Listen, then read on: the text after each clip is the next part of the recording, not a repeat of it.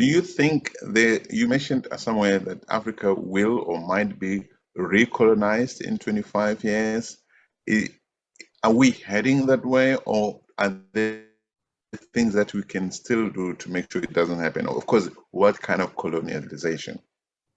It is not going to be the primordial, permit me to say, colonization, like some white person from the United Kingdom or from France coming to be the administrator or a governor. No, they'll allow you, you'll do your elections, you'll have your people, you'll have the black faces in different countries.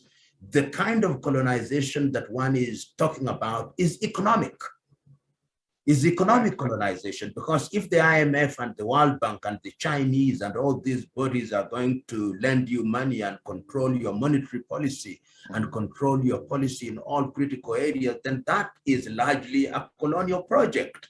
So it's going to be subtle, and you can already see it in a number of countries. The level of indebtedness of African countries to multilateral organizations is of such a nature that it affects our currencies. We are no longer in control of our currencies. If you look at the retail sector, for example, right now, in many African countries, you see in supermarkets, in transportation, those who control our transport is either Uber or Bolt. If you look at the manner in which we transfer money, it is SWIFT. If you look at the security world, is Wells Fargo, is Gada world. So in the critical economic areas, in the name of globalization, we see that is non-African companies that are involved, and our economies are actually controlled from outside. This is the kind of colonization that I'm talking about. And so that the Africans will continue to play very menial and minimal roles in the day-to-day running of their countries. And you can see, for example, in people like Tony Blair are very busy across the continent advising African presidents. And I don't think they are doing it with the best of intentions. Do you ever sit down together with the West? For instance, what could Africa have been? Because the thing is that the truth of the matter is that a lot of our systems, the technology we use, the infrastructure, a lot of what we have has got its roots in Europe and Western Europe. The economy, the global economy is, so we're operating in a system that is not African. But we can also separate Africa from the West, from the rest of the world, rather. Africa is not an island. How do we make Africa still stand on its two legs and be able to look at the others in the eye, while operating in this global system? I don't think it's possible to suddenly say, let's go back to 500 years ago or 6,000 years ago when Africa had not come. But so are we on a back foot operating in a system that is not African by design?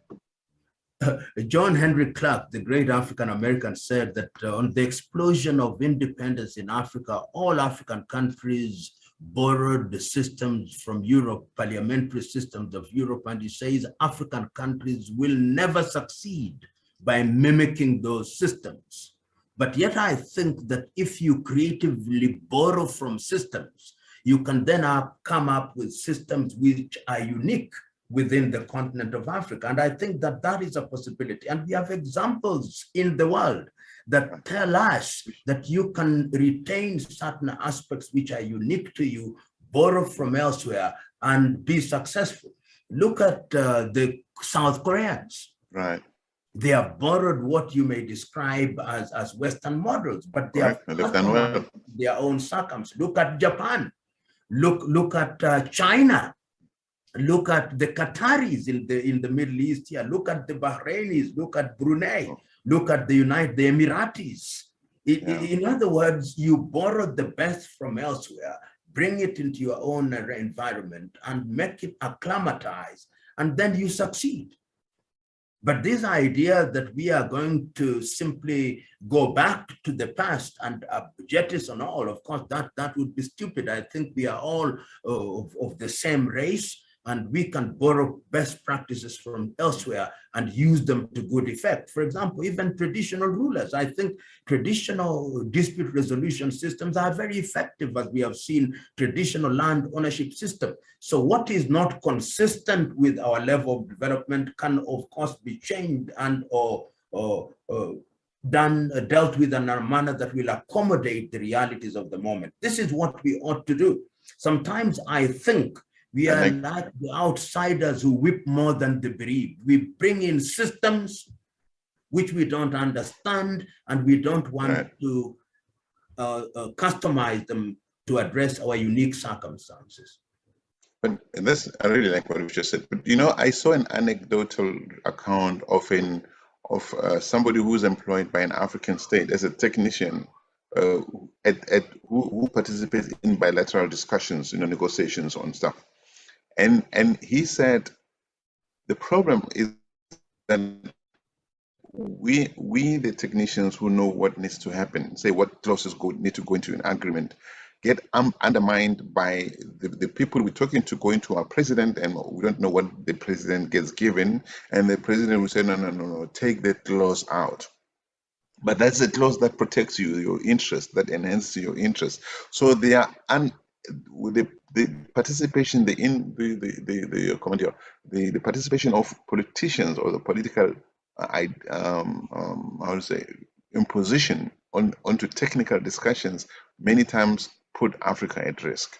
How do we separate the political people from those guys whose job it is to negotiate the best deals possible for Africa, for African states? You know, when you've seen delegations of different countries, particularly Europe and Asia progressively, when they are going to serious negotiations, the technocrats are given their pride of place, and the politicians merely come at the level of signing the dotted lines. The reverse is true in many African countries.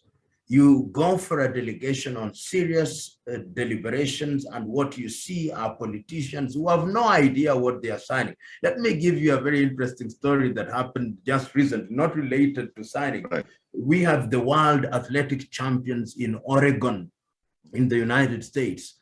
And in Kenya, the athletes were left behind and the officials went.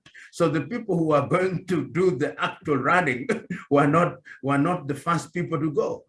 So it tells you that there is something the matter. And the same argument is, the same behavior is what we see. So it takes politicians, it takes leadership that is conscious to know that you need expertise, and that when you become a leader, you don't have the monopoly of wisdom. In many African countries, I'll give you an example. If you are running an airline, you will discover one day in the morning, you have all passengers booked to fly to New York, and then your president says, I'm going to Accra, and they say, I need that plane. They don't care whether you are booked, they don't care whether you are running a commercial.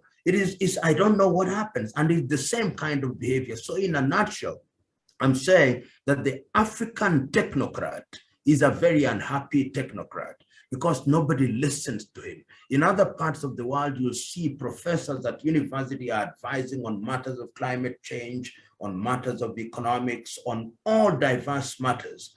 But in many African universities, the president is only interested to be the vice chancellor, possibly of all universities, and conferring degrees. Beyond that, they see no value of the university. And this is the kind of thinking that we should change going forward, so that those who know are the ones who are in the forefront to deal with issues.